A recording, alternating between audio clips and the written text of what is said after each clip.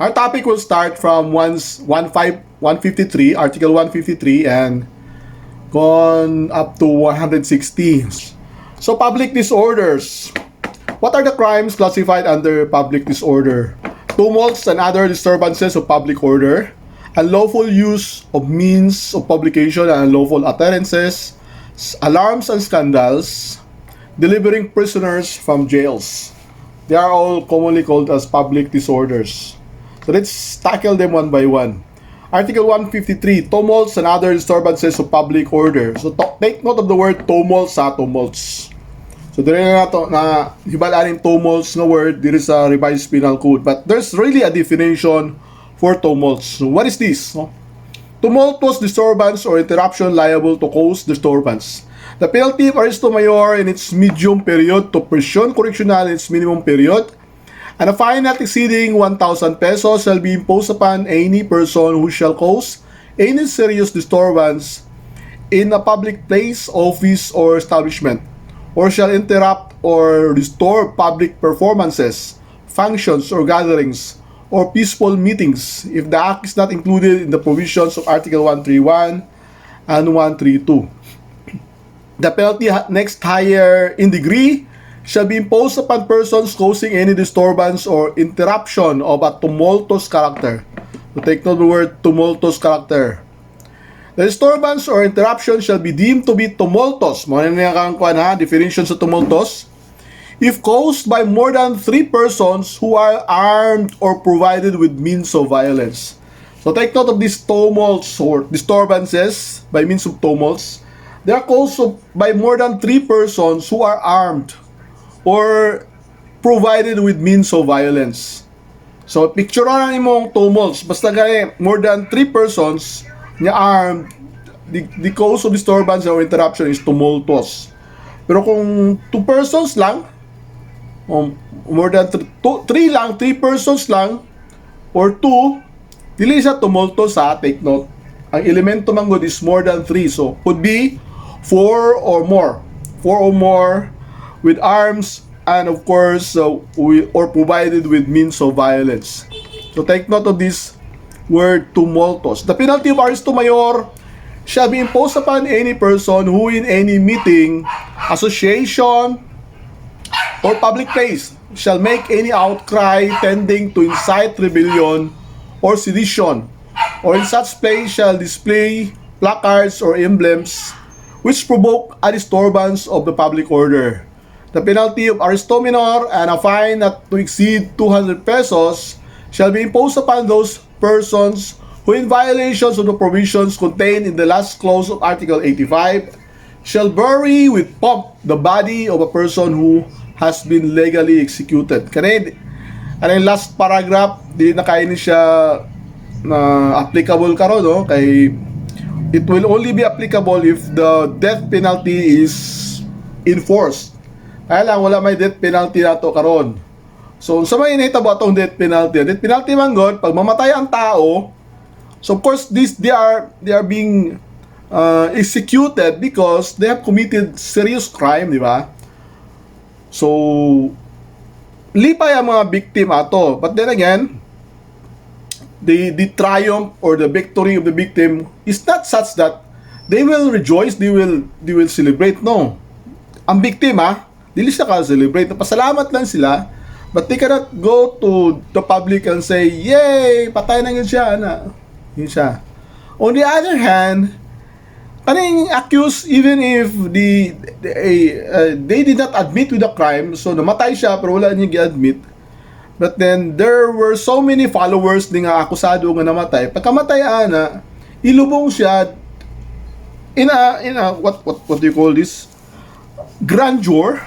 Ilubong siya in grandeur. Bawal na siya. Bawal siya nga ilubong ang namatay gikan sa death penalty executed legally. Na grandeur, na pump, no? The body bury with pump, meaning na mga celebration or whatever. Bawal siya, no? Nainitabo pag ulang na namatay nga rebelde parin pa sa kasada, dili siya pwede, no? Pag gani nga namatay because of death penalty, dili pwede nga himuon ang celebration by the relatives and friends of the person who died. So mali siya? Convict who died. So they are, what are tumults and other disturbances of public order? They are causing any serious disturbance in a public place, office, or establishment, interrupting or disturbing performances, functions, or gatherings, or peaceful meetings, if the act is not included in Article 131 and 132, making any outcry tending to incite rebellion or sedition in any meeting, association, or public place, displaying placards or emblems which provoke a disturbance of public order in such place, burying with pomp the body of a person who has been legally executed. Serious disturbance must be planned or intended. Mao na siya punishable. If the act of disturbing or interrupting a meeting or religious ceremony is not committed by public officers, or if committed by public officers, they are participants therein, Article 153 should be applied. Saan yung outcry? Outcry in this article means to shout subversive or provocative words tending to stir up the people to obtain by means of force or violence any of the objects of rebellion or sedition. It's outcry. Okay? Inciting to sedition or rebellion distinguished from public disorder. When may an outcry or displaying of emblems or placards be a crime of inciting to rebellion or a crime of inciting to sedition, and when may it be considered a simple public disorder under paragraph 4 of Article 153? The answer is for an outcry or the displaying of emblems or placards to constitute inciting to commit rebellion or sedition, it is necessary that the offender should have done the act with the idea of aforethought of inducing his hearers or readers to commit the crime of rebellion or sedition. But if the outcry is more or less unconscious outburst, which although rebellious or seditious in nature, is not intentionally calculated to induce others to commit rebellion or sedition, it is only public disorder. So it really depends upon the intention, no? Intention of the person who made the outcry. Unsa man gyud siya, sedition, inciting to sedition ba ni, o public outcry lang ba ni ang ginihimo? So tumultuous, the disturbance or interruption shall be deemed to be tumultuous if caused by more than 3 persons who are armed or provided with means of violence. Article 154, unlawful use of means of publication and lawful utterances. The penalty of arresto mayor and a fine ranging from 200 to 1,000 pesos shall be imposed upon any person who by means of printing, lithography, or any other means of publication shall publish or cause to be published as news any false news which may endanger the public order or cause damage to the interest or credit of the state. Naghanap kaya ginahimo karon, no? Naghanap mga false, mga fake news karon, pero wala may endanger sa public interest o public order. Basta kadaghanan karon, everybody, almost everyone, almost anybody could make any fake news sa Facebook o sa other social network, no? Daghan kaya ginahimo mga fake news.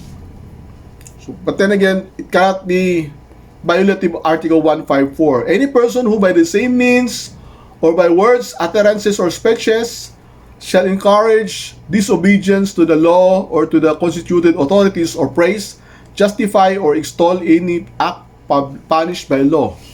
Any person who shall maliciously publish or cause to be published any official resolution or document without proper authority or before they have been published officially, or any person who shall print, publish, or distribute or cause to be printed, published, or distributed books, pamphlets, periodicals, or leaflets which do not bear the real printer's name or which are classified as anonymous. O, pag nanay classification ng anonymous, bawal din na siya kung mapapublish ka, no? Okay. So, mana Article 154. Let's go to Article 155.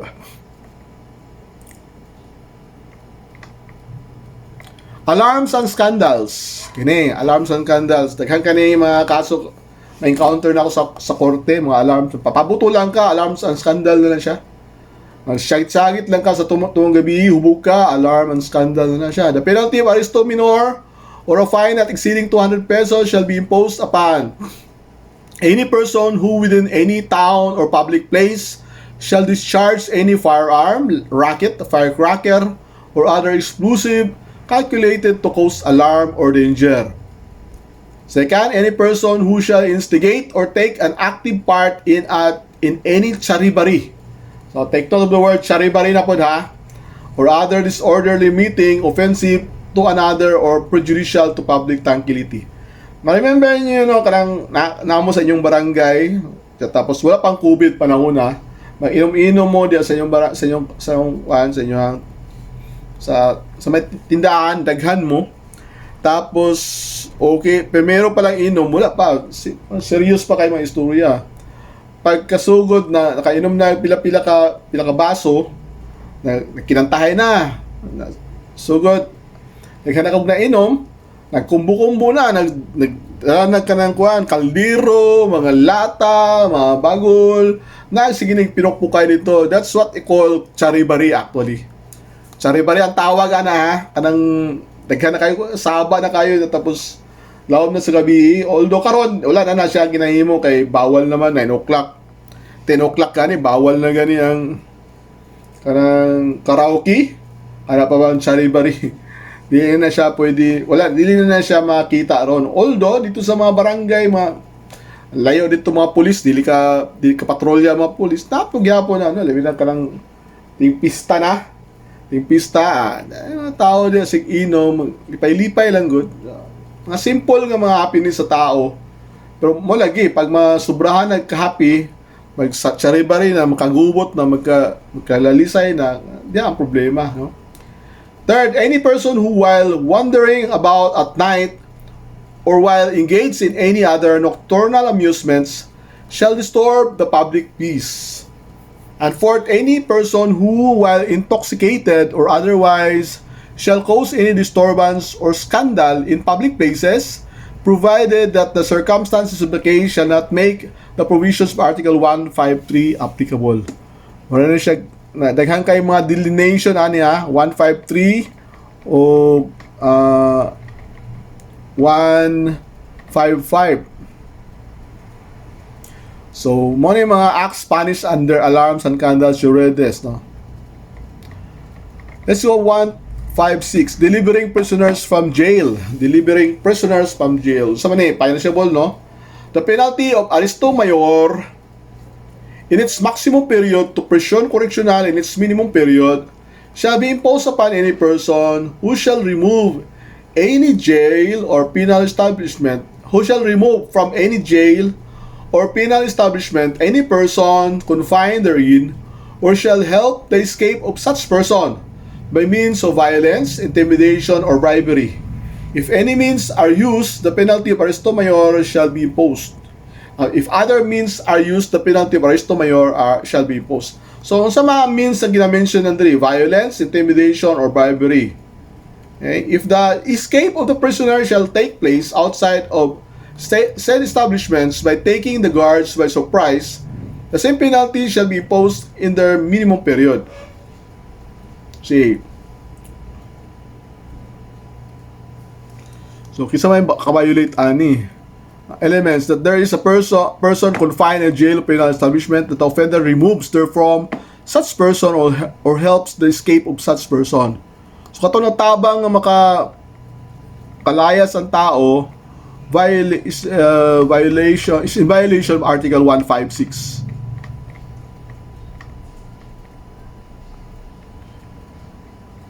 So, violence, intimidation, and bribery mo na ang means of causing to have the prisoner escape. By any other means, it is a person who substituted for a prisoner by taking his place in jail, liable under, is the person who substituted for a prisoner by taking his place in jail liable under Article 156? The answer is yes. The removal of the prisoner from jail is by other means, that is by deceit, no? Visit. So, gipulihan niya para makagawas tong isa.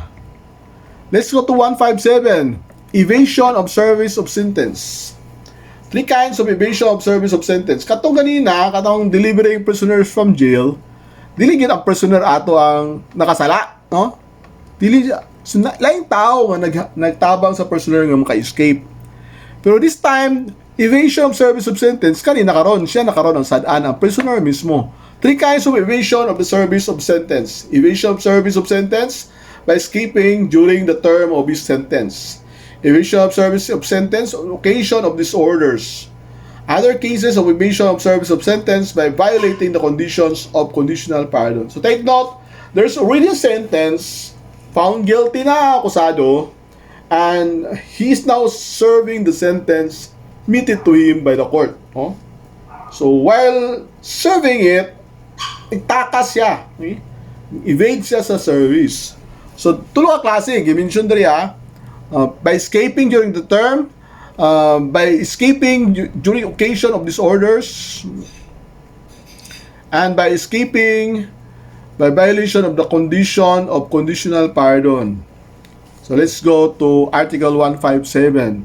Evasion of service of sentence. The penalty of prison correctional in its medium and maximum period shall be imposed upon any convict who shall evade service of his sentence by escaping during the term of his imprisonment by reason of final judgment. However, if such evasion or escape shall have taken place by means of unlawful entry, by breaking doors, windows, gates, walls, roofs, or floors, or by using picklocks, false keys, disguise, deceit, violence, or intimidation, or through connivance with other convicts or employees of the penal institution, the penalty shall be prison correctional in its maximum period. So, na qualification sa second part, ha? So, ang walay qualification, prison correctional in its medium and maximum period lang. Kung na qualification, now it will be prison correctional in its maximum period na.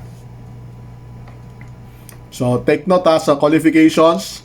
Qualification is unlawful entry, breaking doors, windows, gates, walls, roofs, or floors, or by using picklocks, false case, disguise, deceit, violence, or intimidation, or through connivance with other convicts.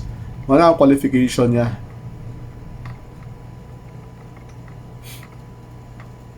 Meaning of the term escape. The 3 prisoners accused with neither escort nor guard were seen loitering in the premises of the courthouse, which was about 600 meters from the city jail. The appellants escape. The term escape has been defined as to flee from, to avoid, to get out of the way, as to flee to avoid arrest. As correctly pointed out by the appellee in recommending the acquittal of these appellants, the established facts belie any escape or any even near intention to escape. Indeed, if escape were the purpose of the appellants, they certainly would not have loitered in the premises of the courthouse, especially considering its proximity to the city jail, where they could easily be spotted and apprehended. So, walay intention to escape. Article 158.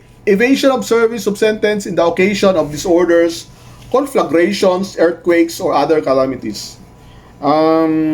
Ma-remember niyo ni katong panahon sa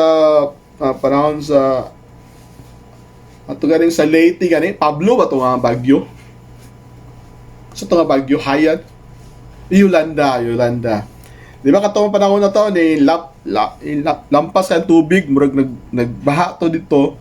Siyempre tanan mga establishment baha, pati presuhan baha, nang iskapo mga preso. Ang uban mga preso ni balik voluntarily, good for them. Pero uban ni iskapo jud. So this time katong mga nga iskapo ato sila naka-violate ang Article 158. No? A convict who shall evade the service of his sentence by leaving the penal institution where he shall have been confined on the occasion of disorder resulting from conflagration, earthquake, explosion, or similar catastrophe, or during a mutiny in which he has not participated, shall suffer an increase of 1/5 of the time still remaining to be served under the original sentence, which in no case shall exceed 6 months.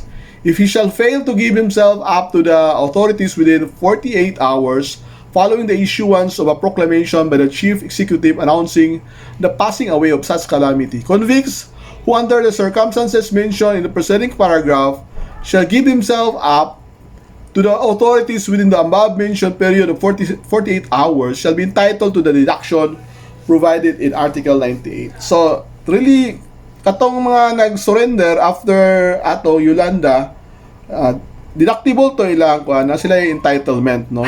Na reduce sa ilang penalty. However, katong wala nag-surrender, gawas na ni. Nya tapos, hulaton sa tong declaration proclamation by the Chief Executive announcing the passing away of such calamity. Pagkahuman sa anak, count ka og 48 hours. 48 hours should be 2 days, no? Within that 48 hours, dapat mubalik na ka dito para ma-deduct ang imuang service. Dili ka mubalik, mabili ni mo nga sentence, like say, for example, 1 year. 1 year, 12 months na siya, 1 year. Count ka og 1/5 of the time remaining nimo, 1/5. So, abutan na to 10 months na lang ka, 10 months. So, 1/5 of 10 months is 2 months, no? So, add kag 2 months, mahimo nang 1 year ay imuhang kuan. So, 10 months na lang imuhang nabilin. Supposedly, pagka na-evade man ka, didakan ka og 2 months. So, 1/5 of 10 months, di ba? 1/5 of 10 months is 2 months. Mahimo nang 1 year ay mo serve. Dili na lang 10 months lang. So, kuha ninyo, understand ninyo. Okay? Take note of the calamity, conflagration, earthquake, explosion, similar catastrophe, o mutiny. Any questions? Let's go proceed further. Take note katong mga offender dito, mga convicted na to sila, nag-serve na to silang sentence. Kaya naman ko mga prisoner uban nga wala pa nag-serve of sentence. Priso lang sila pero dili pa siya convicted. Na may mga ongoing ang cases. Tapos yun, napriso sila dito. So wala sila labot ani ang atong labot lang lahi po tong ilaha kung escape sila, lahi po tong ilang punishment. Kani sila ato ra gyud sa mga convicted prisoners. 159 other cases of evasion of service of sentence. The penalty of prison correctional in its minimum period shall be imposed upon the convict who, having been granted conditional pardon by the Chief Executive, shall violate any of the conditions of such pardon. However, if the penalty remitted by the granting of such pardon be higher than 6 years, the convict shall then suffer the unexpired portion of his original sentence. Take note of that. When you violate your pardon, then you will be committed back to the prison and you will suffer the remaining penalty of the original sentence. Kay generally, kung i-pardon ka, presumably, na-serve na nimo ang ubang sentence dira. Pag pardon nimo at that time, say for example, 5 years, after 2 years na pardon ka. So, na like 3 years na remaining. So, pag i-pardon ka, pagka 2 years nimo na, 3 years remaining, tapos i-violate ka sa imong pardon, balik ka, i-serve mo tong 3 years na remaining sa wala nimo na serban.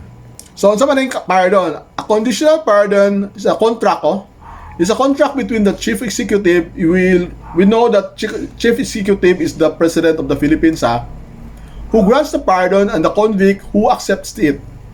Since it is a contract, the pardon convict is bound to fulfill its conditions and accept all its consequences, not as he chooses, but according to its strict terms. So, kontrata man, follow niyo muna sa kontrata. The moment you will violate any stipulation in the contract, then it's a condition of the pardon. You have to serve the remaining sentence that you had.